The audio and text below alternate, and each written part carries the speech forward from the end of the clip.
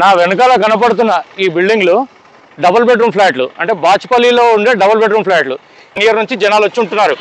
అయితే ఈ మధ్య ఒక 2 days బ్యాక్ ఈ ఫ్లాట్లలో ఒక వింతైన సంఘటన బయటపడింది.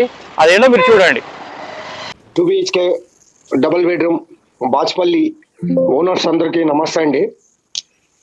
నేను రాత్రి ఒక మెసేజ్ పెట్టా, దానికి ఎవరు రెస్పాన్స్ కాలా. అంటే మీరు అప్పర్ క్యాస్ట్ వాళ్ళందరూ ఒకటి ఉన్నారు, మా లోయర్ క్యాస్ట్ అంతా ఒకటి ఉంది. నాకు అర్థం అవుతుంది. చారి గారు, మీరు నా మెసేజ్కి రిప్లై ఇవ్వలేదు.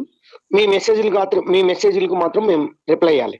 80% పబ్లిక్ మైనార్టీ వర్గం ఉంది, ఎస్సీ ఎస్టీ మైనార్టీ వర్గం. మీరు 20% హిందువులు ఉన్నారు.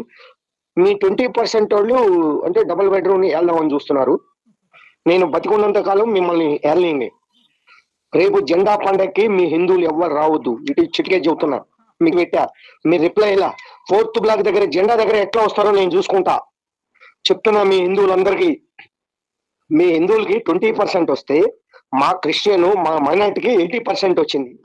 నడవాలా ఎల్లకాలం? మేము మనుషులు కదా, మేము అన్నం తింటాం లేదా, మాకు సీమి నెత్తులు లేదా, మేము మనుషులు కాలేదా? చూస్తా ఎవడు వస్తాడో. 4th బ్లాక్ 8th బ్లాక్ మధ్య జెండా దగ్గరికి ఎవడన్నా రాని చూస్తా. 15 ఆగస్టు మా మైనార్టీ మా క్రిస్టియన్ మైనార్టీ చేస్తారు, మీ హిందువులు ఎవ్వరు రావద్దు. చూసుకోండి. ఇట్ ఈజ్ వార్నింగ్ అనుకోండి, ఏమన్నా అనుకోండి, మీరు రావద్దు. అవసరమైతే మీ ఇల్లు పీగేయడానికి కూడా మేము రెడీగా ఉన్నాం. మీరు లక్షలు వేలు ఆస్తిపరులు ఉన్నారు, కార్లు ఉన్నాయి, మీకు బంగ్లాలు ఉన్నాయి. మాకేం లేవు, మేము గరీబ్ వాళ్ళం. మాకు కేసీఆర్ బాబు ఇచ్చింది గరీబ్ వాళ్ళకి. మీరందరూ ఎందుకు వచ్చి ఇక్కడ పెత్తనం చేస్తున్నారు? చూస్తా ఒక్కొక్కటి సంగతి. ఈరోజు సాయంత్రం మీటింగ్ 6 అని చెప్పే కదా, రాకపోతే ఒక్కొక్కటి సంగతి చూస్తా. మీరు 15 ఆగస్టుకి ఎక్కడ నిలబడతారో చూస్తా ఒక్కొక్కడికి. ఈ ఎక్కడెక్కడ నుంచో వచ్చి middle class, lower then middle క్లాస్గా వచ్చి ఇక్కడ ఉండి సొంత ఇల్లులు వచ్చినందుకు ఇక్కడ సంతోషించి ఇక్కడ హాయిగా వాళ్ళ డెవలప్మెంట్ కోసం బ్రతకాల్సిన వీళ్ళు ఇక్కడ రాజకీయాలు మొదలుపెట్టారు.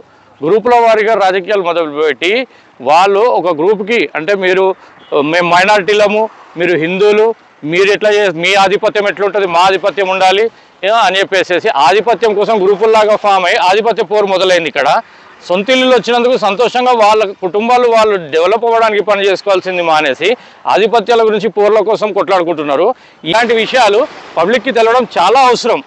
ఇలాంటి రాజకీయాలు, ఇలాంటి చిల్లర రాజకీయాలు చేయకుండా ఎవరు బ్రతుకు హాయిగా వాళ్ళు బ్రతికి రాజకీయంగా దేశం ఎదుగుదలకి తోడ్పడాలి. కానీ కులాల వారిగా మతాల వారిగా విడిపోయి కుమ్ములాటలకి దారి తీస్తున్న ఇలాంటి చర్యలని మీరు ఖచ్చితంగా దీన్ని వ్యతిరేకించాలి. మీ కామెంట్లో ఇలాంటి చర్యలకు ఏం చెప్పాలనేది మీ కామెంట్ల రూపంలో ఒకటి కామెంట్ చేయండి.